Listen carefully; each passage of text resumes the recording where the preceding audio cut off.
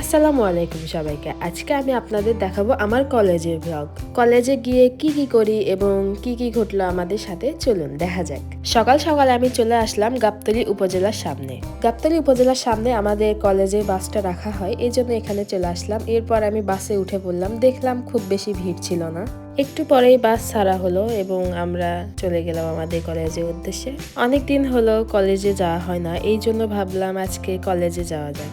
এই তো আমি বাহিরে একটু দেখতেছিলাম, বাহিরের ওয়েদারটা খুব সুন্দর ছিল আজকে।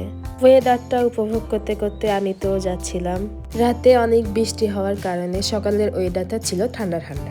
এখানে আমার বান্ধবীর সাথে দেখা হয়েছিল, তা ভাবলাম একটু ওর সাথে ভিডিও করি, তাই দুইজনে একটু ভিডিও করলাম। আমরা মাটিরালি রাস্তা হয়ে আমাদের কলেজের উদ্দেশ্যে যাচ্ছিলাম। এই তো আমরা আমাদের কলেজে চলে এসেছি, বাসটা এখন ভেতরে ঢুকানো হবে। দেখলাম বাইরে অনেক বেশি বৃষ্টি হচ্ছিল, এই জন্য আমি বৃষ্টি একটু উপভোগ করার জন্য বাইরে হাতটা দিয়ে রাখলাম একটু ভিজার জন্য। বাস থেকে নেমে আমি কলেজের ভিতরে ঢুকে পড়লাম এবং এগুলার একটু আমি ভিডিও করছিলাম যাতে ভিডিওতে অ্যাড করতে পারি। অন্য পাশে আরো অনেক ছবি দেখলাম এখানে রাখা হয়েছে, ছবিগুলো বেশ ভালোই লাগছিল দেখতে। এরপর আমি আমার পুরো কলেজের একটু ভিডিও করছিলাম, কেমন লাগছে আজকের ওয়েদারে।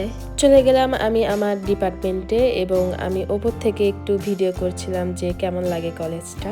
আবার এই পাশে দেখলাম এখানে বিল্ডিং এর কাজ চলছিল। ভিডিও করা শেষ করে আমি আবারও চলে গেলাম আমার ক্লাসরুমে। এখানে আমি আমার ক্লাসরুমে চলে আসলাম, দেখলাম আজকে কেউ আসে নাই, আমরাই প্রথম।